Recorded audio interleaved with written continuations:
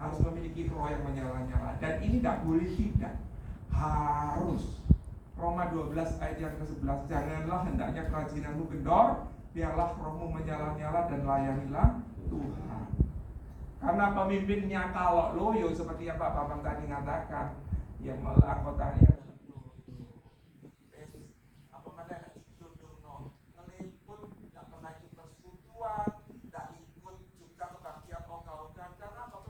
rasa-rasen, loyo. Tapi kalau pemimpinnya itu memiliki semangat, rohnya menyala-nyala, itu ada impartasi daripada pemimpinnya itu kepada semangatnya, kepada anggotanya, sehingga anggotanya pun itu juga terpacu, termotivasi, seperti dikompori seperti itu loh Bapak Ibu. Itu penting. Gimana kita supaya roh kita menyala-nyala? Ya harus setiap hari kita dicas sama Roh Kudus. Nah kalau misalkan itu hamba-hamba Tuhan males kagel berdoa, gimana kita bisa roh kita menyala-nyala? Gak bisa. Itu hukumnya wajib. Bukan hanya pendeta, tapi semuanya hukumnya wajib. Kalau kita mau roh kita menyala-nyala, itu harus dekat dengan yang menyalakan, siapa? Yaitu Roh Kudus.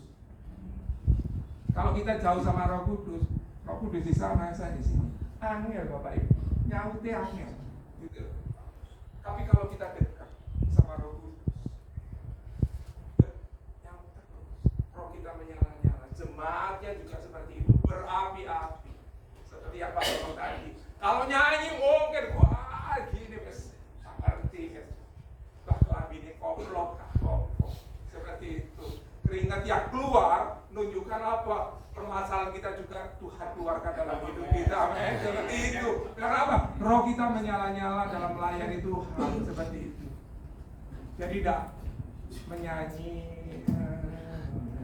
lagi, ya kan? Menyala-nyala. Seperti kalau memperoleh kemenangan. Wah. Menyanyinya seperti itu. Ya. Jadi nyanyinya enggak ada. Kalau nyanyi tidak seperti itu. Nyanyinya itu semuanya serta. Karena apa? Menyala-nyala. Dan kita mengetahui bahwa suatu kehormatan kalau saya melayani raja di atas segala raja.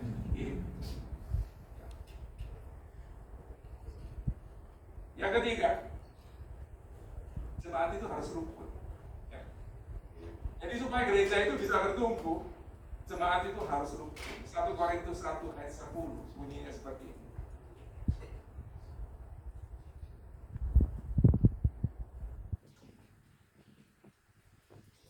Tetapi aku menasihatkan kamu saudara-saudara demi nama Tuhan kita Yesus Kristus, supaya kamu seia sekata dan jangan ada perpecahan di antara kamu, tetapi sebaliknya supaya kamu erat bersatu dan sehati sepikir.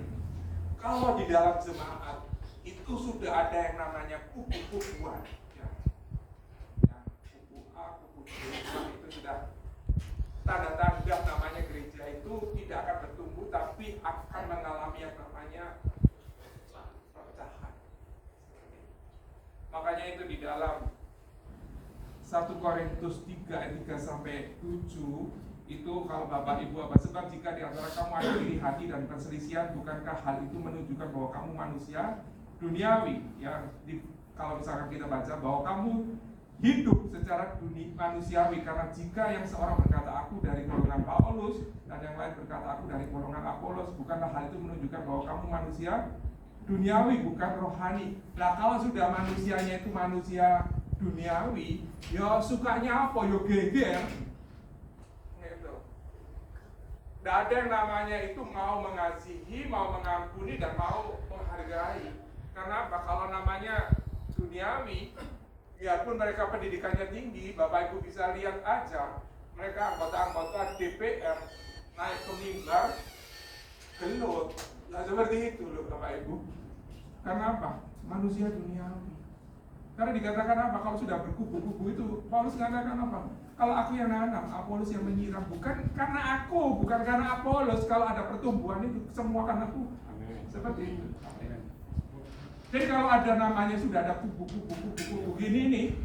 Nah itu si gembala sidang harus secepatnya ambil tindakan. Jangan dibiarkan. Karena ini bukan pertandingan nantinya. Karena apa? Kita menghendaki di dalam jemaat itu menjadi satu di dalam Kristus. Itu. Kalau sudah terjadi sedikit perpecahan, tidak secepatnya ditangani, hancur. Tidak ada yang namanya gereja itu jadi bertumbuh. Gerejanya jadi hancur. Ini yang perlu dicamkan Bapak Ibu. Jangan dibiarkan. Mumpung kalau memang gereja kita itu masih belum terlalu banyak jemaatnya, kita openi benar. Ya. Jadi kalau saya melihat di beberapa gereja, karena LCAD ini pelayanannya kan di gereja perintisan, mereka semuanya pada rukun. Saya senang seperti itu. Tapi kalau sudah mulai besar, itu mereka satu dengan yang lain biasanya memiliki kepentingan sendiri-sendiri. Ada yang kepingin naik, gitu.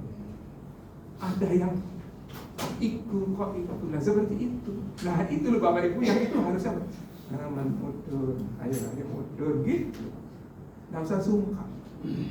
Karena apa? Kita memiliki tongkat gembala.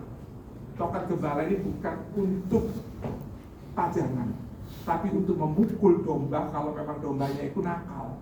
Nah seperti itu. Jadi kalau mereka itu sudah mulai tidak nurut, mulai melingsing, ya dipakai itu tongkat.